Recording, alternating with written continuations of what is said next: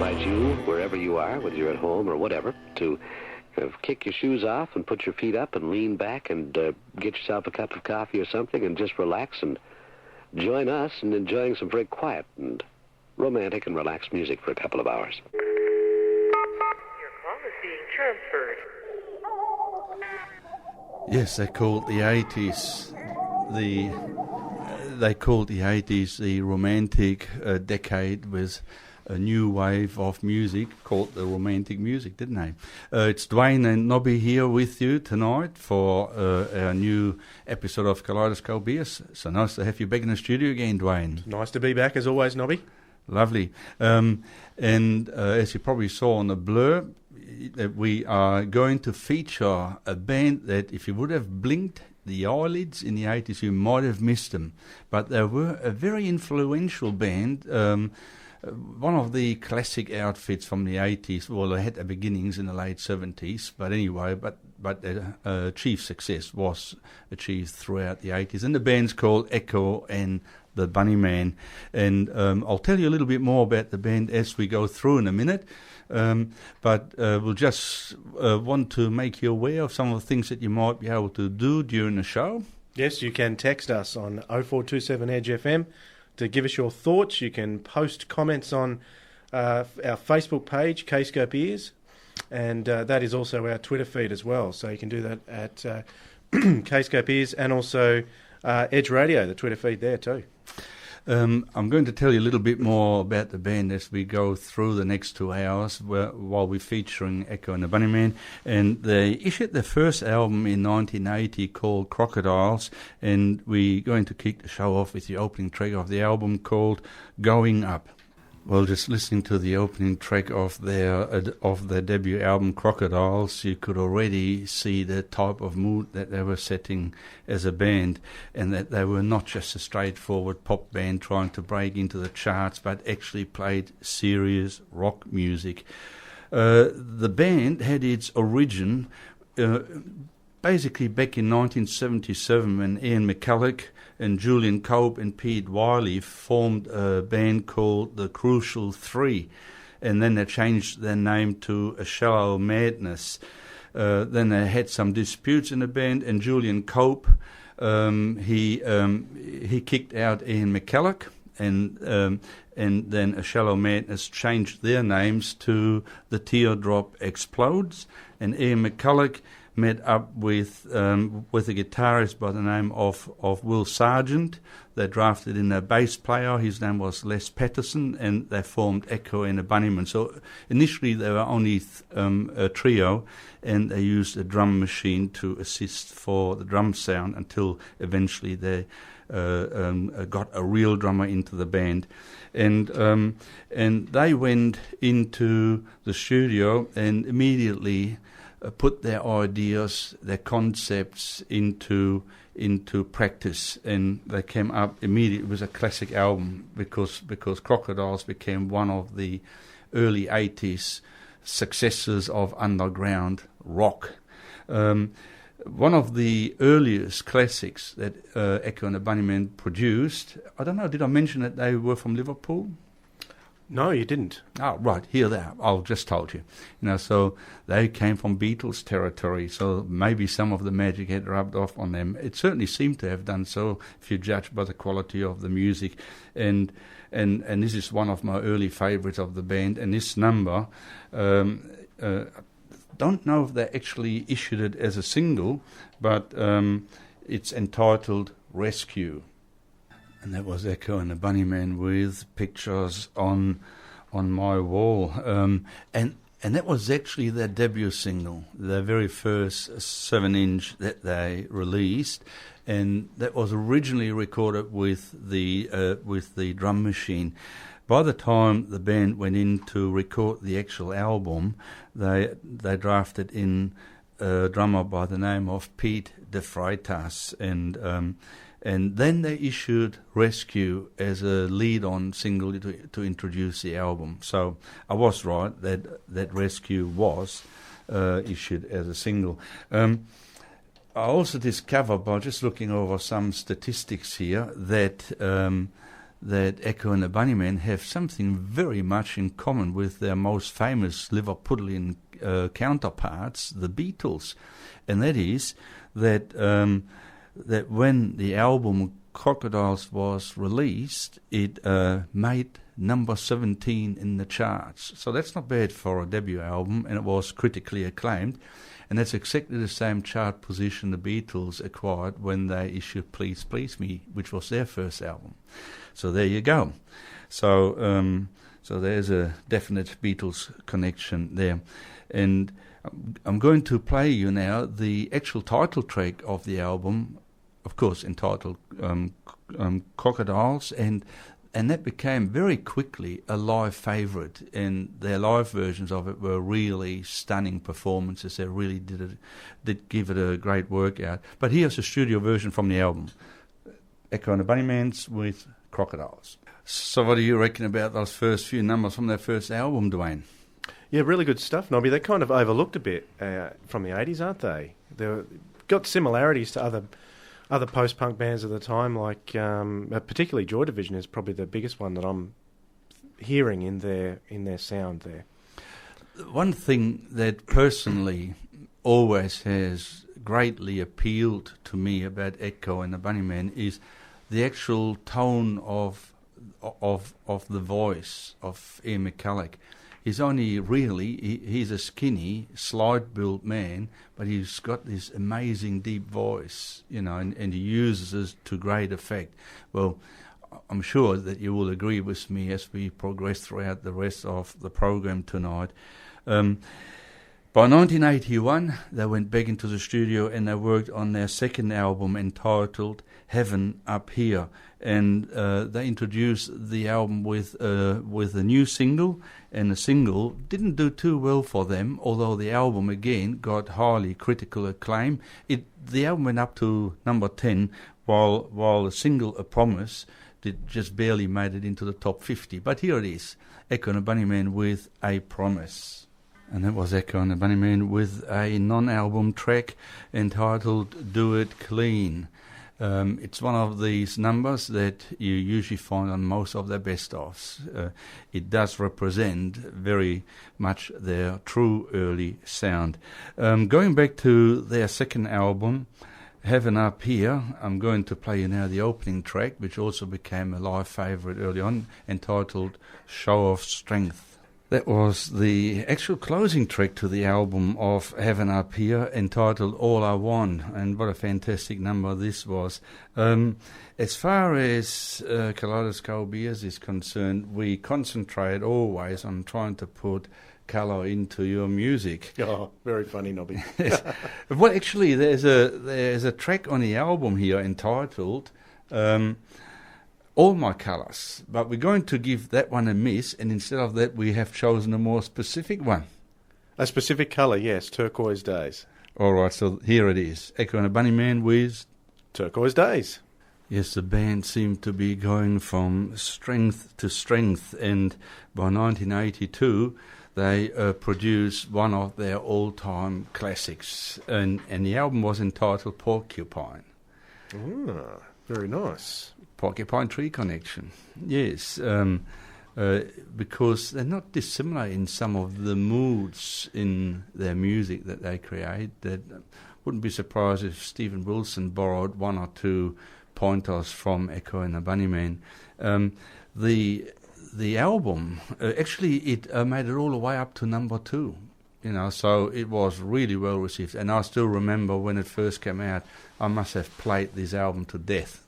So my vinyl copy might not look the best anymore, but fortunately we got clean sounding CDs today without the scratches on it. So I'm going to feature you one of the tracks from the album now called The Back of Love, which is a truly and well established classic by the band, and it was issued as the first single for the album.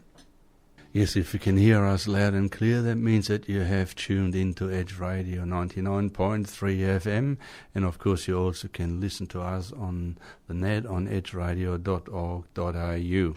And you can SMS us anytime you like. And if you have a request for any specific Echo and the Bunnymen song tonight, you can also text that through to us on 0427 334 336. That number again, 0427 334 336.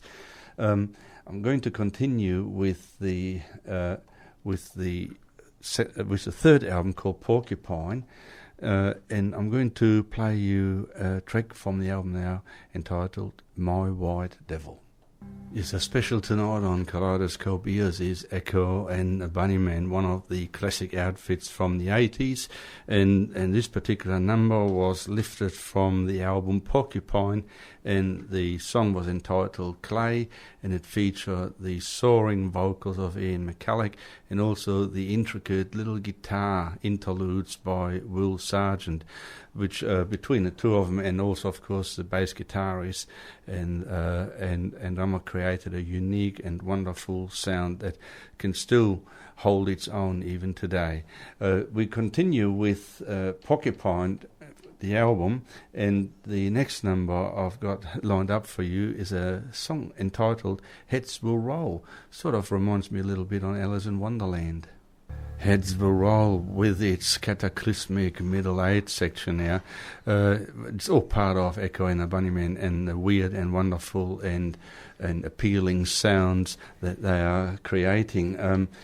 We have to feature the title track of the album, with Dwayne and myself being huge fans of Porcupine Tree. I wonder whether Steve listened to this album, and there's actually a song on here called Porcupine. So he must have liked that, wouldn't you think so? He would have had to have listened to it at some point, surely. Yes, and he never has told anyone what Porcupine Tree means or where it came from. It's a mystery that will die with him, probably. I reckon it will. But anyway, we'll see what Ian McCulloch and his fellows had to, what they can tell us about a porcupine. The mysterious and intriguing title track, Porcupine, by Echo and the Bunnymen. The actual opening track to the album was also issued as a single, and it has to rank as one of my most favourite songs by the band. So let's enjoy it together, Dwayne. The song is called The Cutter. I'm sure that you'll love it. That was Echo and the Bunnymen with Never Stop, which again was only a single track. It never appeared on any of their albums at the time. You find them on Best of these days, of course, but initially it was only issued as a 7-inch single. Now we're going to enter some very, very exciting Echo and the Bunnymen territory, the absolute goosebump stuff, Dwayne.